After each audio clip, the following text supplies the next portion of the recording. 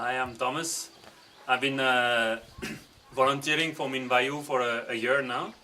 So I've been working alongside Ganesham for some time. And I must say I've been very impressed with him.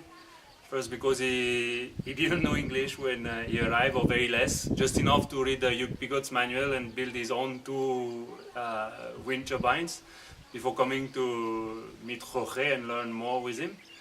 And he's a very impressive person. He knows a lot of, he has a lot of skills. He taught me welding, arc welding, and he's been making a lot of things for Minvayu and Vindara farm. He gave us a roof for the workshop, which was much needed. He built a cart for Vindara. He built a biogas plant, and he was always motivated for any project. He had always ideas to do things and this and that, and he knew how to put them in action. So I think going there in Denmark to study is a very interesting next step for him, and I hope he'll be able to do that.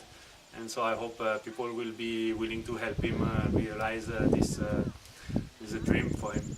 So thank you.